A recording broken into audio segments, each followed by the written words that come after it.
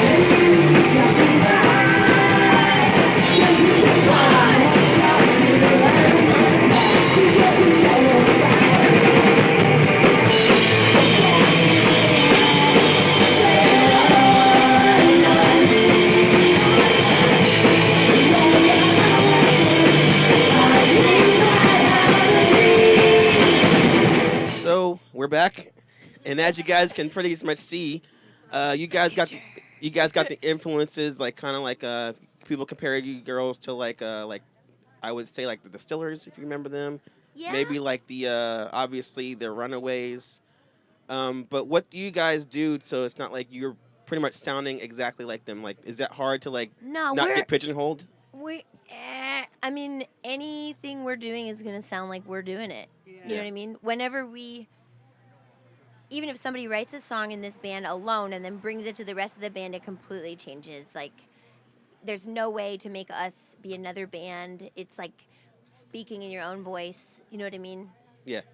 So like how did you guys actually get together then? Pretty much. Like how did it start? 4 years ago? About you've been around? Well, actually, we're probably going on 6 now. 6? Okay.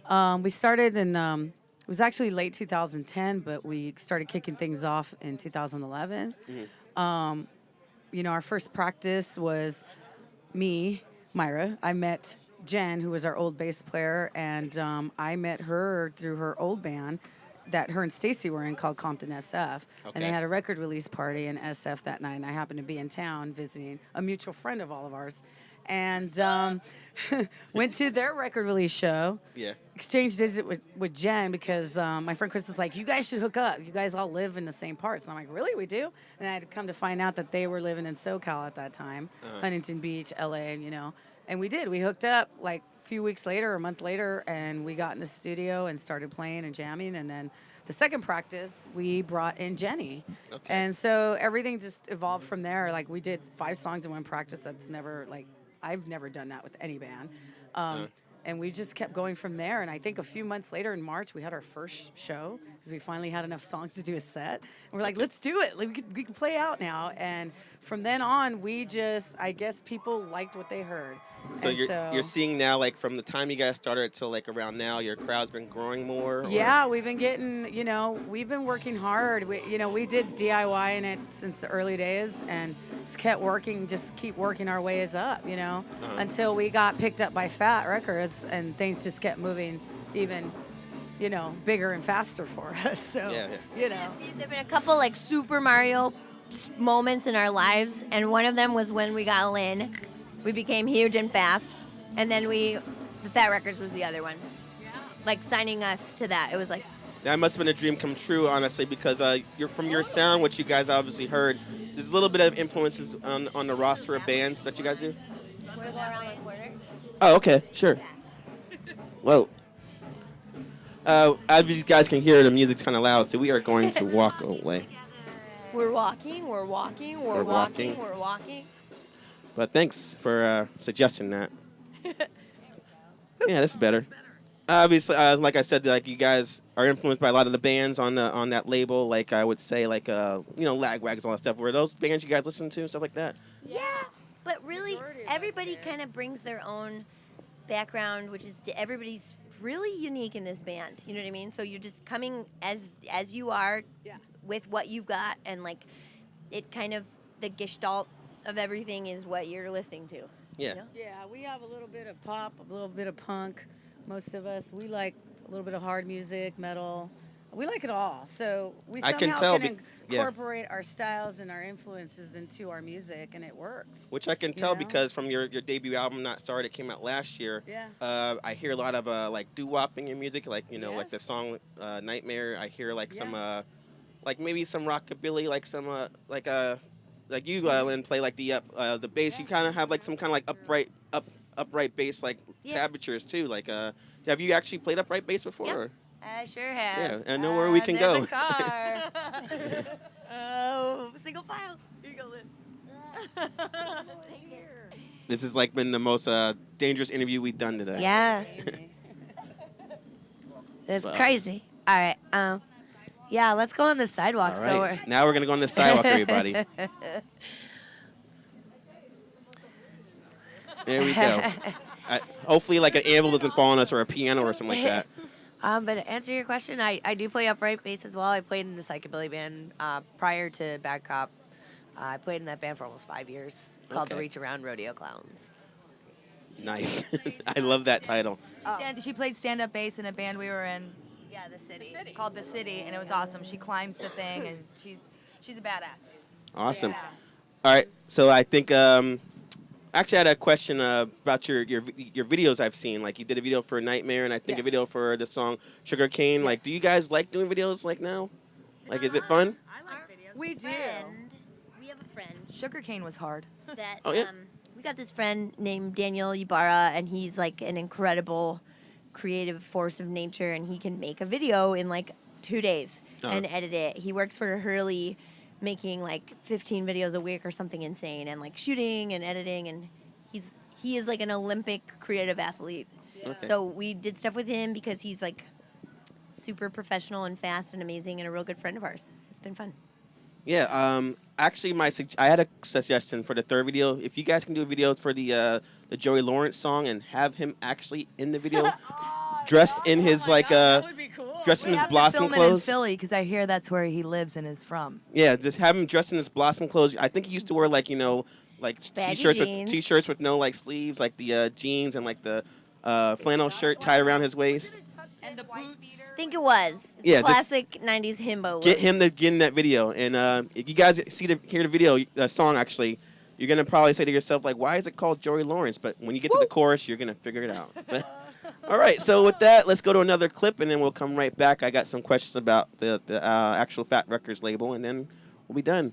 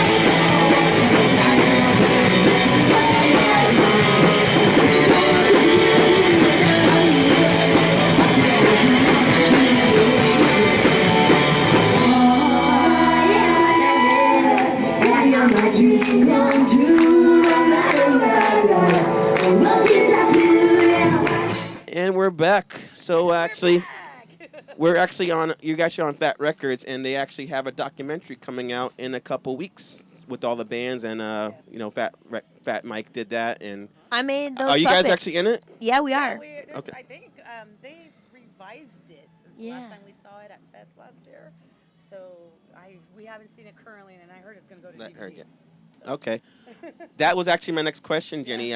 You actually did the puppets that you're gonna see in that movie, like the I guess reenactments of like situation like Yeah. that. So you do puppets and stuff like marionettes kind of thing, or do you like more like hand puppet stuff? Those are really. I did like one other puppet before that, and then we met those guys making the documentary, and we were joking around because they were like, "We want to do animation," and I was like, "You could do animation, but it's really expensive. You should do puppets instead." And then call me, and then they did, Yeah. and I was like, "Oh, okay." Because you also do like like 3D drawing and stuff like that. And Yeah, art. I worked in animation for a little bit, and I like am an illustrator and a painter and a sculptor and stuff like that. So I talked myself into a job there. That was a pretty good one. Lots of hats she wears. Multi-talented right here. That's really And great. She does all our artwork for all our. Does all the artwork for what, the CDs and stuff? Yeah. And the T-shirts, thing like that. Well, That's- Myra did the ACDC logo because she worships ACDC, and it's a number one seller. It is. It does all right with all the. How you feel about the new singer for ACDC? Who's singing for that now? Guns N' Roses? Yeah, that's right. Well, you know what? I haven't heard Axel sing it. You haven't? I don't. Have I? It sounded awesome. Oh, you're right. I forgot. You were mad, and then you were. I was kind of didn't know how to take it, but it wasn't that bad, I'm going to say. Right. I'd have to hear a little more. Like he's showing other up in the songs to shows, see yeah. how he does it, like Whole Lot of Rosie, like things like that. But he did okay. I would want to probably they played live, didn't they? I don't know. I forgot. There's so much going on Yeah. that I don't even know anymore. But yeah. Cool. It's basically the lightning bolt, the letters. That's cool. It's the BCBC. Yeah. Remember your old drum head was tape of that? Yeah, it was. I did the tape of that. But what's cool is to see. Come on, you guys, do this. Finally, it happened. It looks good. Yeah. All right, so now I gotta ask you, Jenny, because actually, sorry, Stacy, how I actually heard about the band is from your contribution to the Home Street Home musical soundtrack, where you played the character of Sue. Suicide. Yeah. And I gotta say, like, you really conveyed the character so well to the point where when I listen to it, I can understand not only how great the album put together without actually seeing the play, but I can tell the story how it goes and the way you start the song off. You really pull out like the emotion of what that girl is going through with her mother and her father, all that stuff, and running away. Like, did you have to research for that, or was that from your own? No, I think perspective? it's probably from my own perspective. So you wrote the lyrics then, basically. I didn't write the lyrics. Mike wrote everything, including the way that I sang. The way that I got the job was because I was able to sing soft and really hard. You know what I mean? And in all of that, I really felt what he was writing, and I pulled on my past history to be able to, emote. Yeah, I guess. I don't know if you're actually going to be in the actual like. No, I'm not. I'm too old. But it's. You did an amazing Thank job. you so much. When I first heard that, I'm like, I gotta meet her at some point and tell her. Awesome. And this is actually a dream come true for me in a little bit to For finally real? have met you and Give and me a tell hug. you. Yeah. It was. That's awesome. I can't even speak. It's just beautiful, like what he did, and even to meet someone that was part of it. Yeah, man. I worked on it for 5 years. It was like, I was pushed. It was hard emotionally and physically and all of that stuff. So it was one of the greatest things in my career that I've been able to do. So thank you for saying that, because I really appreciate it. So back to you guys. I don't want you all left out, but what is up next for you guys after this tour is over, pretty much? We're probably going to take a little break because we've been going hard this whole year. We have to write our next album and record it. So we're in the process of demoing it right now. We did a couple demos before we started this tour, and we're going to get back, and hopefully December, January, we're going to lock down and kind of probably be on hiatus for a while. Oh, sorry, you guys. If you're not here to this show tonight or you don't see him on this tour, you're missing out. You're missing out. Get to a show, because I don't know when, if we play anything locally, it's not going to be, it depends. We're going to have to pick and choose what we do for a bit. But there's a lot of stuff coming up. We're going to get, the new records should be out in the summer, and we're going to tour real hard about that, so. What can we expect it to sound like? Positive and fun. Us. Tough. Fun. Silly. Funny. Serious, yeah. Yeah. Supportive, yeah.